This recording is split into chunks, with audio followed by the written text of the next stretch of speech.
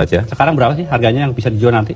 Hitungan terakhir 95, tapi nanti kalau sudah produksi massa tentu saja ada rekalkulasi lagi. Tetapi yang kita juga sekarang ini bingung, pesanan sudah kira-kira lebih dari 6.000. Dan pada kapasitas setelah uji emisi, setelah nanti sertifikat uji tipe ini kami pegang, perkiraan saya bisa 3 sampai 4 kali lipat yang pesan. Padahal kemampuannya baru 200-300. Kira-kira 200 sampai 300. Jadi kalau Mas Tommy mau pesan sekarang, nunggunya 3 tahun. Begitu sangat istimewanya mobil ini. Pak Presiden Jokowi pernah bohong nggak? Pernah banget. Bohongnya Presiden misalnya menjanjikan mobil nasional. Itu bohong tuh. Itu dikualifikasi misalnya, masuk. Bohongnya Presiden dengan mengatakan tidak akan cawe-cawe, tidak akan ada keluarganya yang maju. Maju ternyata. Bisa dikualifikasi nggak? Bisa. Sepanjang siapa? Ya teman-temannya Bang Firman dulu ini. DPR. Makanya dia harus dimulai dengan hak menyatakan pendapat. Pendapatnya DPR untuk mengatakan. Jadi itulah hak menyatakan pendapat itu DPR berpendapat. Kami berpendapat bahwa bohongnya Presiden di sini telah melanggar Undang-Undang Dasar. Nah, itu baru bisa. Secara garis besar ya, secara objektif saya menilai jawaban-jawaban Pak Anies baik, bagus, relevan. Saya banyak setuju dengan jawaban tersebut. Mungkin maklum beliau mantan Menteri Pendidikan begitu. Siap, Bapak. Banyak aturan ditekuk sesuai dengan kepentingan yang sedang memegang kekuasaan. Apakah ini akan diteruskan? Tidak. Ini harus diubah. Ini harus dikembalikan. Dan bila kita saksikan hari ini ada satu orang milenial bisa menjadi calon wakil presiden. Tetapi ada ribuan milenial generasi Z yang peduli pada anak-anak bangsa, yang peduli pada mereka yang termarginalkan. Ketika mereka mengungkapkan pendapat, ketika mereka mengkritik pemerintah, justru mereka sering dihadapi dengan kekerasan, dihadapi dengan denturan, dan bahkan gas air mata. Apakah kondisi ini akan dibiarkan? Tidak. Kita harus lakukan perubahan. Ibu, Bapak, saudara-saudara sebangsa setanah air yang sangat saya cintai, persoalan terbesar bangsa kita hari ini, republik kita hari ini adalah ketimpangan, ketidaksetaraan, ketidakadilan. Ketimpangan antara Jakarta dan luar Jakarta, Jawa, luar Jawa, kaya, miskin, desa, kota, pendidikan umum, pendidikan agama, pendidikan kejuruan, dan pendidikan teknis. Ini semua adalah ketimpangan yang hari ini menjadi fenomena membahayakan bagi republik ini. Bahkan di bidang perekonomian, segelintir orang menguasai sebagian besar perekonomian kita. Ketika republik ini didirikan, para pendirinya 60-an orang anggota BPUPKI, mereka adalah orang-orang terdidik, mereka adalah kaum yang privilege, tapi mereka mendirikan republik untuk semua, bukan mendirikan republik untuk kepentingan dirinya, golongannya, ataupun keluarganya. Mereka mendirikan ini untuk semuanya. Kekuasaan yang dibangun untuk memberikan kesempatan kepada semua. Sekarang kita jauh dari cita-cita republik ini. Ketika para pendiri itu kaum intelektual, mereka memilih berjuang di jalur politik. Saya berangkat sebagai pengajar, mendapat panggilan tugas di wilayah politik. Kami akan membawa gagasan pendiri republik untuk kembali mewarnai republik ini, untuk bisa mengarahkan republik ke depan agar kembali pada format awal. Apa masalah hari ini? 45 juta orang belum bekerja dengan layak. Bicara jaminan sosial, lebih dari 70 juta orang tidak punya jaminan sosial. Bicara pendidikan, jauh dari kota, terpencil, masa depan jadi suram. Kemampuan tinggi, kesempatan tidak ada. Sangat frustrasi melihatnya. Kesehatan mental, kekerasan seksual, lebih 15 juta orang jadi korban. Ini problem-problem yang tidak menjadi kepedulian segelintir elit. Ini adalah kepedulian rakyat kebanyakan. Karena itu dalam perjalanan kami 1 tahun, kami menemukan jutaan rakyat yang berbondong-bondong menginginkan perubahan. Mereka membuat poster rakyat, membuat posko rakyat, mendoakan dari tempat yang tidak kita lihat. Poster-poster itu cemerlang karena bukan didanai dari uang dari Jakarta, tapi didanai oleh keringatnya yang jernih hasil kerja kerasnya. Ini adalah keinginan perubahan. Apa yang ingin kita capai? 1, kita akan memastikan hidup sehat dan bila sakit ada pertolongan cepat. Tumbuh cerdas dengan biaya terjangkau. Keluarga sejahtera karena upahnya layak.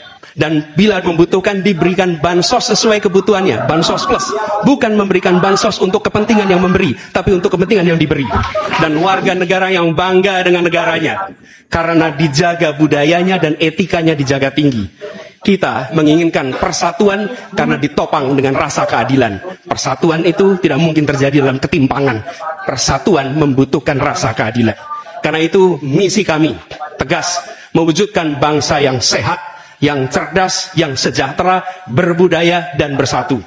Kita menyaksikan begitu banyak orang punya prinsip sopo wani rekoso bakal nggayuh mulyo. Siapapun yang bersungguh-sungguh dalam usahanya pasti meraih kemuliaan. Tapi bila kesempatannya ada, bila kesempatannya tidak ada, menghasilkan frustrasi. Dan kami ketika menjalankan amanat, maka kami akan memegang prinsip ngadek sacekna, nilas saplasna. Konsistensi ucapan dan perbuatan, menjunjung kejujuran dan kearifan. Ini komitmen kami, fokus pada pembangunan manusia Indonesia, menghadirkan kesetaraan, menghadirkan keadilan. Dengan seperti itu kita ada persatuan. Perubahan saatnya kita kerjakan.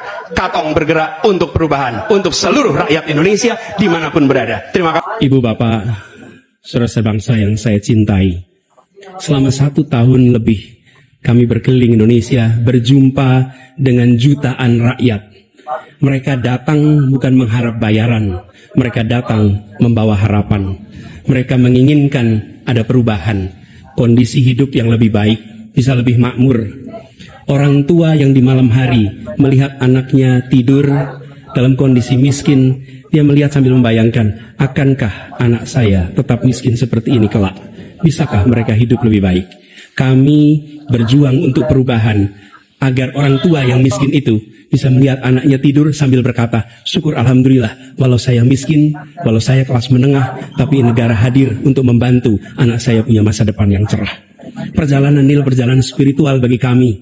Setiap jabat tangan, setiap pelukan membawa pesan yang mereka sampaikan sebagai titik. Kami ingin Indonesia yang lebih baik, kami ingin Indonesia yang lebih adil. Dan kami tahu Tuhan yang Maha Kuasa, Allah Subhanahu wa Ta'ala, menginginkan kekuasaan yang welas asih, yang cinta kasih. Karena itu kami yakin bahwa Tuhan yang Maha Kuasa, Allah Subhanahu wa Ta'ala, akan memberikan kekuasaan pada yang dikehendaki. Qul Allahumma malikal mulki tu'ti mulka man tasya wa tanzi'ul mulka mimman tasya. Bahwa Tuhan akan memberikan dan mencabut dari yang dikehendaki. Karena itu kami dalam berjuang menyadari betul cinta kasih, welas asih, ketulusan, keteguhan menjadi bagian dari perjuangan ini. Kami menemukan orang-orang yang bertugas di lapangan bersama kami, TNI, polisi, ASN, kepada mereka kami sampaikan rasa terima kasih yang luar biasa. Dan kami akan perhatikan mereka untuk bisa hidup lebih baik setiap tahunnya nanti. Kita juga menyaksikan ada yang menolak ini, yang hidup dari ketimpangan ini, yang justru merasakan kekuasaan dari ketimpangan ini. Itu yang akan kami lawan. Tapi kami tidak melawan dengan kebencian, kami tidak melawan dengan rasa ketidaksukaan. Kami akan membawa ini dengan spirit Surodiro Joyodiningrat, lebur dening pangastuti, bahwa segala angkara murka akan kalah oleh kebaikan. Merah putih di atas semuanya. Penghormatan kepada kebinekaan, penghormatan kepada persatuan akan mengantarkan kita, yang kita ikhtiarkan bersama-sama, menjadi Indonesia yang cerdas, sejahtera, sehat. Kesetaraan kesempatan bagi semua, itulah yang kami akan bawa. Setara bagi siapa? Laki perempuan, kaya miskin, kota desa, mereka yang berpendidikan umum, madrasah, pesantren, agama apapun, suku apapun. Dan kami akan tegaskan, negara tidak berdagang dengan rakyat, negara tidak pelit dengan rakyat, negara tidak berpaling dari yang papa, negara yang penuh cinta kasih kepada semuanya, negara yang hadir dengan perasaan yang halus, yang rahman, yang rohim kepada semua, yang merangkul dengan perasaan cinta. Sebagai orang tua bagi anak-anaknya, sebagai abah bagi anak-anaknya semua, yang mencintai semua dengan sepenuh hati, memperhatikan yang paling bawah untuk meningkat kesejahteraannya. Agar apa? Yang di tengah terangkat. Bila yang di bawah terlupakan, yang di tengah pun akan terlupakan, terhimpit. Karena itu pesan yang kami bawa adalah pesan negara yang menyayangi, negara yang welas asih, dan negara yang membereskan soal ketimpangan. Negara yang membereskan soal ketidakadilan, membesarkan yang kecil tanpa mengecilkan yang besar, menguatkan yang lemah tanpa melemahkan yang kuat. Mari Katong lakukan perubahan. Terima kasih.